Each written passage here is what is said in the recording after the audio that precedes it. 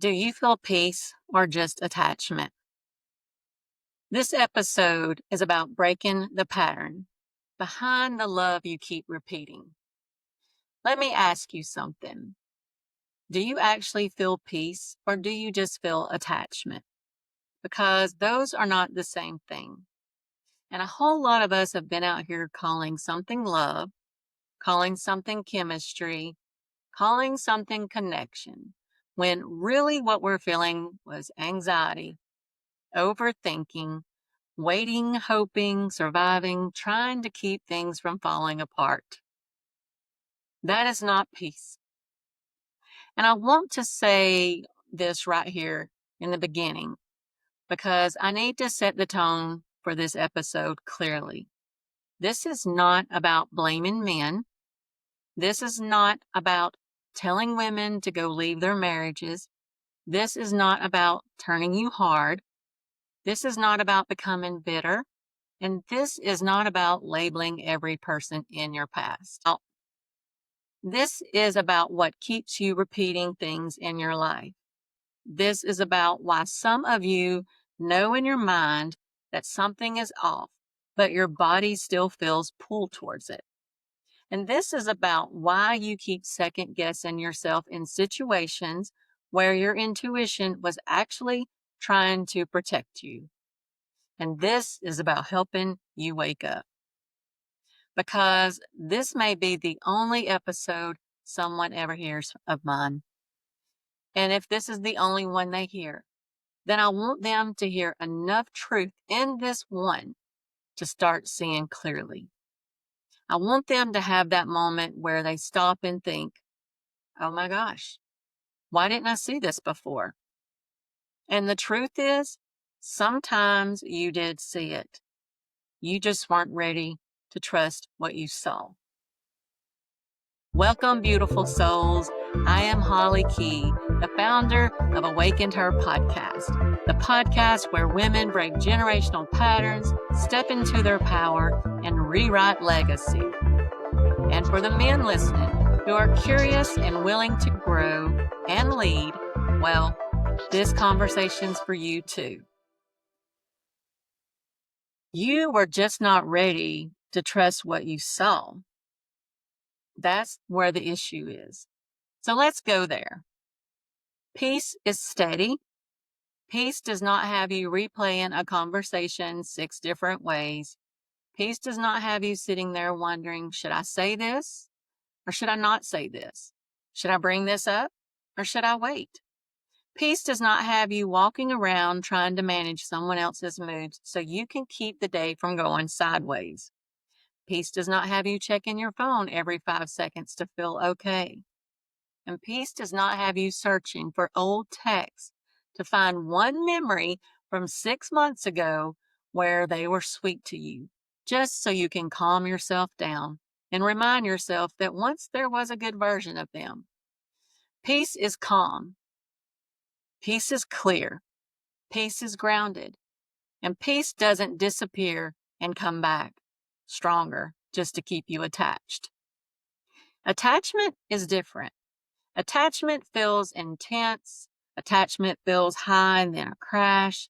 Attachment feels like, I know this is hurting me, but why do I still feel pulled?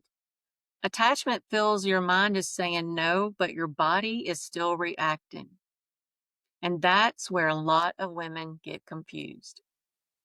Because your mind may know the truth before your body catches up. Your mind may know this is inconsistent. This does not feel safe. This does not feel respectful. And this is not what I want. But your body still feels the pull. This doesn't mean you're weak. This doesn't mean you're stupid. And this doesn't mean you want toxicity. This means your nervous system learned a pattern. And when your nervous system learns a pattern, especially a pattern built on emotional highs and lows, pullback, relief, intensity, and then absence, you can start to feel it physically. And this is why some women are just not emotionally struggling, they're physically struggling to let go. Your mind is aware. and your body is attached to what it learned. Until someone explains that to you, you sit there feeling crazy. You start thinking, what is wrong with me? Why do I still care? Why do I want closure? Why do I still feel this pull? Because this is not just in your thoughts, this is in your body. This is why some of the relationships can almost feel like a beer buzz, a quick high, a temporary relief, a rush. It feels good for a minute. It feels calming for a minute. It feels like everything's okay for a minute, or should I say a couple of weeks. And then it drops. Then you crash. Then you overthink. Then you spiral. Then you search for the next moment that feels good. Again, it just keeps repeating. That is not peace. That is temporary relief. And a lot of women have been craving relief for so long that they started confusing relief with love. Sit with that for a moment. Confusing relief with love. Wow. Because that one thing right there will wake people up. You're not always missing that person. A lot of times you're missing the relief. You're missing the break in the pain. You're missing the version of them that was not hurting you at that moment. That's why you will go back in your mind to a memory, to a text, to a weekend, a conversation, a moment where they actually showed up, said the right thing, looked at you the right way, and loved you the right way.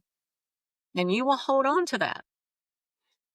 Not because the entire pattern was healthy, but because the one moment gave your system something to cling to. So now, instead of responding to what is happening in the present, you are emotionally living off something that happened months ago. And the rest of your day then becomes mental chaos. You wonder, if I say this, will they pull back? If I tell the truth of how I really feel, will they get mad at me? If I do bring up my feelings, will they flip it on me? If I need more from them emotionally, will they disappear or pull back? If I protect myself and my heart, will they then go give their best to someone else? And now you're not living, you're managing. You are not creating, you're reacting. And this is the part I really need women to hear. This kind of cycle doesn't just affect your relationship, it affects your intuition, it affects your creativity, your clarity, your identity, but most of all, your nervous system. Because when your mind is consumed with solving the problem, fixing the person, preventing the pullback, reading between the lines, replaying conversations, trying not to trigger something, trying to stay connected, and trying just to hold the relationship together, your energy is no longer on you. Your cup starts to run dry. Your intuition gets quieter because it's being overridden by living in survival mode. Your creativity gets buried because all of your energy is going to the problem. And your body stays activated, but your mind never rests. And that's where we have to make a shift. Because at some point, you just have to stop trying to figure them out and come back to yourself. He's not your assignment. And let me repeat that. He's not your assignment. Your assignment is not to decode him. Your assignment is not to regulate him. Your assignment is not to prove your worth to him. And your assignment is not to make sure he finally sees what he has. Your assignment is not to carry his unhealed pieces for him. Your assignment is not to keep pouring into an empty place, hoping it becomes well. Your assignment is you. No one is coming for you, girl. No one is coming to save you. and I'm being real. It's up to you to save yourself and to have your own back and depend on Jesus. And that can be scary. Can be a very scary thought to process. But it is the hard facts. So this is when you step back. You check back into your reality, not the potential, not the future, not the sweet version from 6 months ago, not the memory you keep replaying to calm yourself down, but reality. How do I feel consistently? What is the pattern? Because once you stop looking at isolated moments and start looking at patterns, everything changes. That is why I keep saying, look at the pattern. Look at how it starts. Look at what happens when things get real. Look at what happens when you bring up your feelings. And I've learned to ask the very hardest questions in the beginning. And if it upsets them, so be it. There's your truth.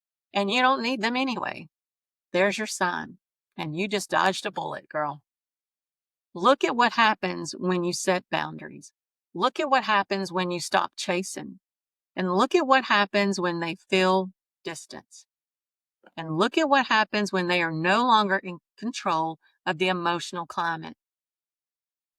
And look at what happens when your reaction becomes the focus instead of the issue itself. That is the pattern. And that's where some of those subtle tactics start to become visible. Sometimes it starts with intensity, strong attention, fast closeness, fast words, fast promises, fast emotional bonding, love bombing. It feels like somebody finally sees me, especially if you're a woman who's been carrying a lot, especially if you are the strong one, especially if you are used to holding everything together by yourself, and especially if you're a single mom. Pay attention to their patterns. They want to try to be your hero, so to speak, giving you gifts, studying your desires, only to mirror you. That kind of attention can feel like relief. It can feel like rest. It can feel like finally someone's showing up. But intensity is not the same thing as stability. And when that strong beginning shifts, a lot of women stay not because they're weak, but because they are trying to get back to what it felt like in the beginning. Or thinking, well, he has helped me some, maybe I should give it a chance. And that is how the cycle gets its hooks in. Then comes breadcrumbing, and just enough attention, just enough words, and just enough effort, and just enough presence, and just enough sweetness. Never enough to feel secure, and always enough to keep you hoping. And that's a dangerous place to live because now you are not rooted in reality. You are rooted in possibility. And possibility will keep a woman stuck way longer than reality ever should. Then there's the push-pull. They pull back. They come back stronger. And the stronger comeback can fool you into thinking, maybe this time is different. But a lot of times, that is not change. That is the same cycle restarting. And ladies, I don't know about you, but this is getting exhausting. Hearing all of these facts, but then also realizing it. And even just hearing these facts can be overwhelming because real love does not need to disappear and then prove it can come back. Real love does not need to destabilize you to get your attention. And real love does not need you to doubt yourself in order to keep the relationship going. Then there's the mental confusion. This is where you try to have an honest conversation. You try to express how you feel. You finally speak up. You finally say, this hurts me. This doesn't feel right. Something here feels off. And somehow the whole conversation shifts. Now it's about them. Now it's about how you said it, how you made them feel, your tone, how you're overthinking, how you're too much, and how you're the problem. And maybe it's just you need help. And enough of that, you start questioning your whole self.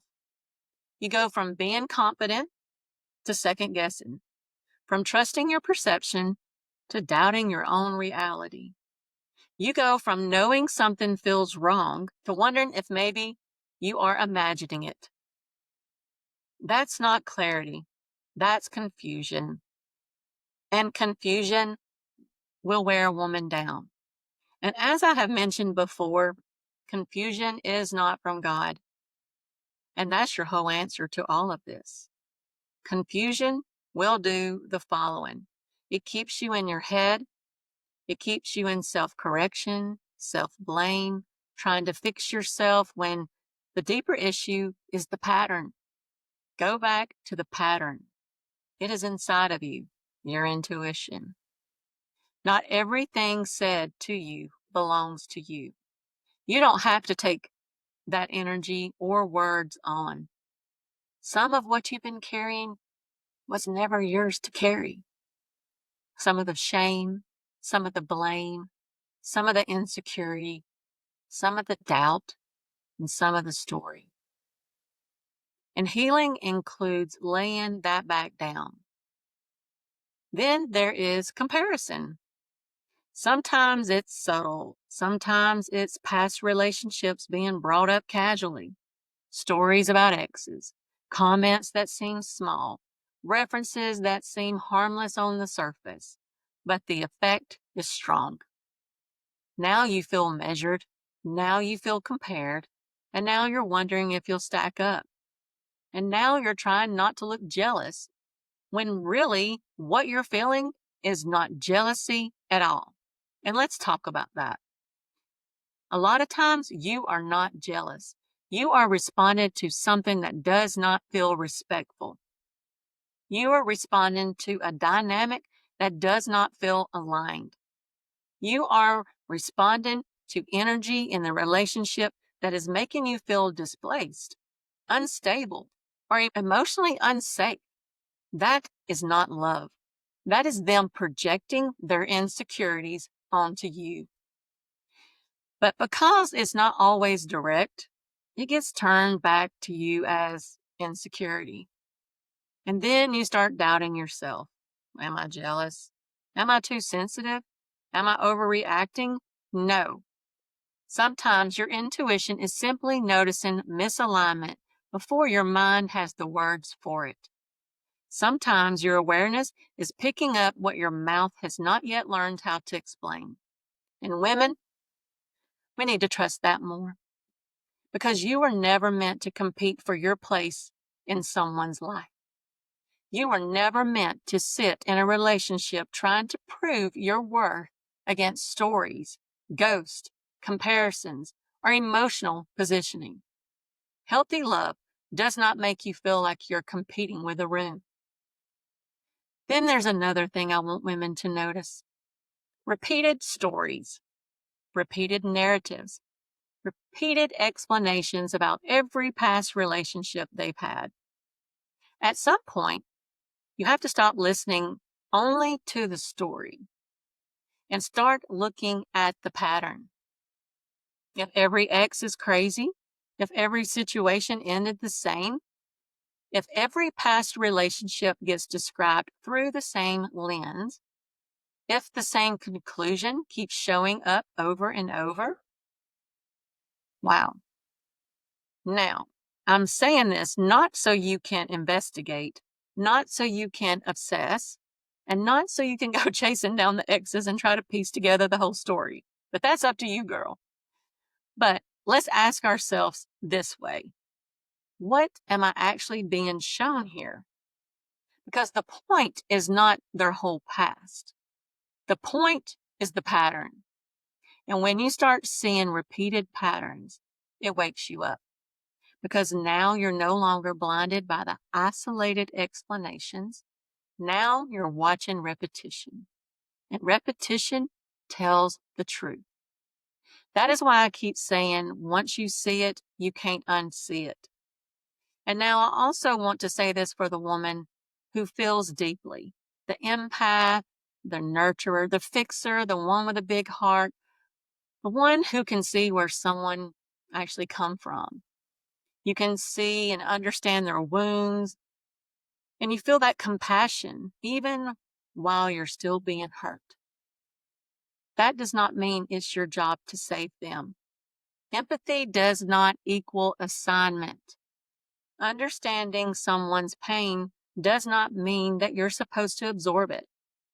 Recognizing someone's wounds does not mean you are responsible for healing them.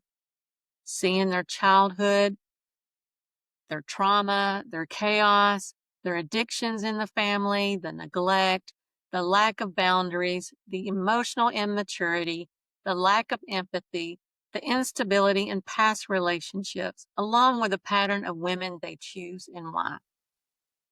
None of that makes it your assignment. It should cause you to be more aware. Life is short, so don't waste it on someone who only wanted your energy. And some may call that destiny swapping, where they take on your traits while you take on their wounds. And that's another message in itself for another day, but it is real. And that's another reason why women experience the glow up after the wrong relationship. They get their power back. So realizing all of this that I've stated may explain some of the patterns. However, it does not require you to stay in it. You can understand someone and still choose not to stay connected to what hurts you. And that's wisdom. That's feminine clarity. And let me talk more about the divine feminine here because this gets misunderstood all the time. The divine feminine is not being passive. It's not being weak. It's not being silent because you're scared. It is not overgiven until you shrink. It is not proving. It is not chasing. It is not fixing. And it's not trying to hold chaos together and calling that love. The divine feminine, she observes. She discerns. She receives. She chooses. She honors what she feels. She notices what's aligned and what is not. And she does not abandon herself to keep the peace. And some of you need to hear that because you have called overextending, over-explaining, over-giving, over-functioning, and over-carrying love when you really have been operating from survival. And this is where acclimation matters. You have to acclimate to peace. At first, peace can feel unfamiliar because your body has gotten so used to the intensity that calm almost feels boring. Steady can feel suspicious, and consistency can feel strange. But you can acclimate to a healthier normal. You can acclimate to not needing the rush.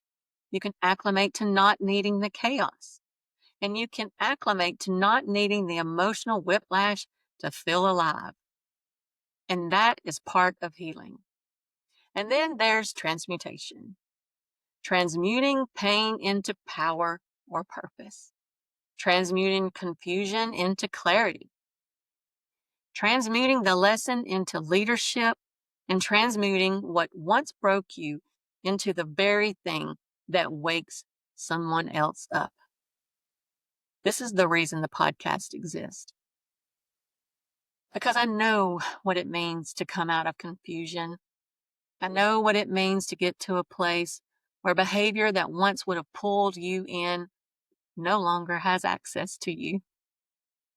I know what it means to observe something that used to trigger you and now it doesn't. It doesn't land the same. That is invigorating. That's healing. And I know what it means to observe something that used to trigger you and now it doesn't land the same. And that is healing. And it's not because I got cold. It's because I got clear. I got clarity.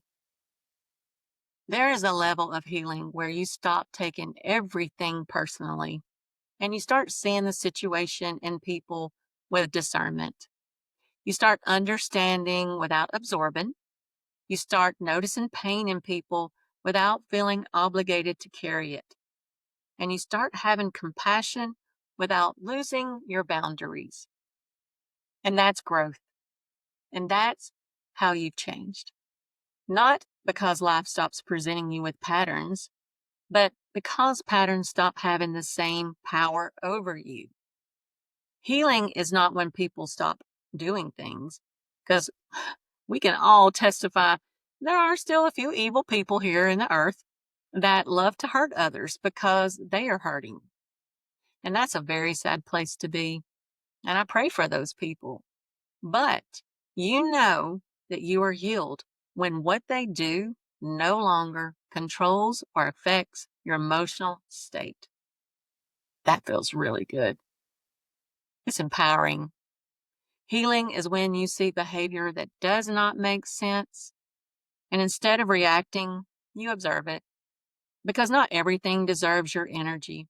Not everything deserves your explanation. And not everything deserves your reaction. And not everything deserves your nervous system. And that's when you know you're coming back to yourself.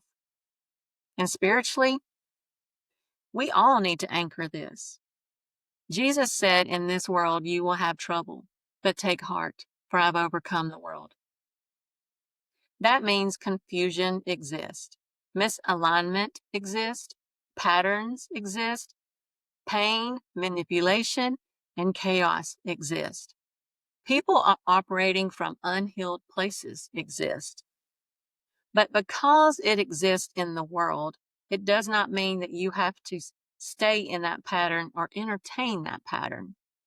Faith does not mean pretending patterns are not there. Faith means asking for the clarity and the strength to stop participating in what is wounding you. And this is where the real work begins. Because seeing the pattern is the beginning, it's not the end. And at some point, once the fog lifts, you have to ask, what in me wanted to stay? What in me ignored the signs? And what in me was trying to make this work?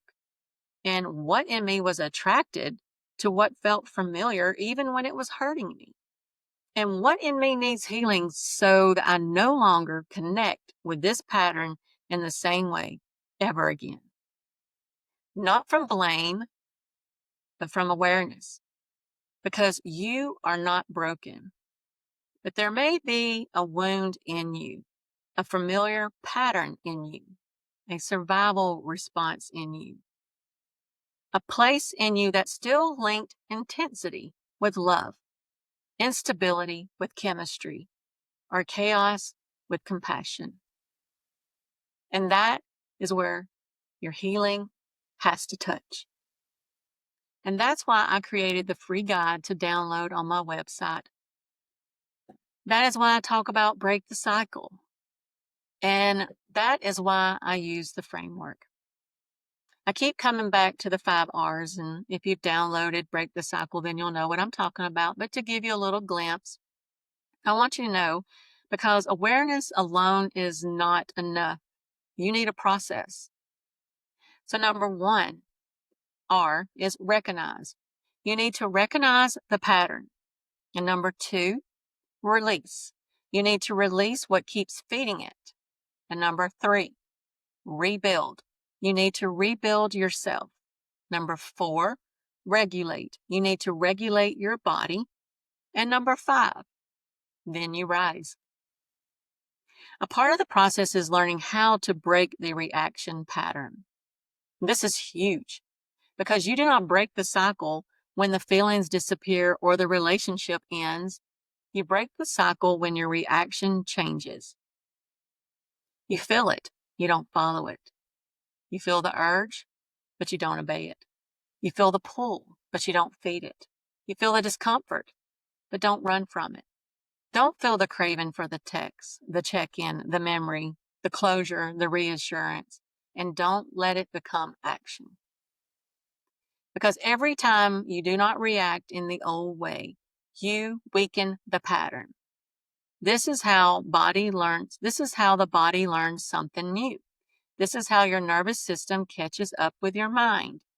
And this is how you stop reopening what you're trying to heal. And eventually, one day, you'll look up and you'll realize the pull is not the same. The confusion is not the same. The fear is not the same. The power it had over you, girl, is not the same. Why? Because you stopped participating in the same way. And once you break trauma bonds, once you break that attachment to the cycle, once the confusion lifts, you will see it. You will see the inconsistency in people. You will see the inconsistency in the subtle disrespect. You will see the emotional positioning. You will see the blame shifting. And you will see how much energy you spent trying to protect something that was absolutely draining you. And you will see much of yourself that you were giving away. And you will see what your body was enduring. You will see what your intuition was trying to tell you. You will see the pattern. And once you see it, you cannot unsee it. Not because you became hard, but because you became aware. And awareness changes everything. So no, the goal is not to hate anyone. The goal is not revenge. And the goal is not obsession. And the goal is not to sit around diagnosing everybody. The goal is clarity. It's to wake up, to come back to yourself, to stop calling chaos love, to stop abandoning yourself to keep someone else comfortable. The goal is to reclaim your mind, your body, your intuition, your creativity, and your peace. And the goal is to heal the part of you that once tolerated what your healed self will no longer entertain. And that's why I'm here. That is why this podcast exists. To help women see clearly, to help women come out of confusion, to help women break patterns, to help women acclimate to peace, and help women transmute pain into power, and to help women return to themselves only stronger.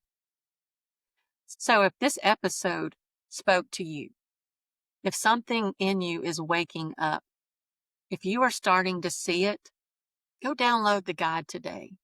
And then when you're ready to take it a step further on my website, you can go and book a one-on-one with me. It's very easy to set your appointment up. I would love to walk you through the process. I challenge you, beautiful souls, who I know is not broken.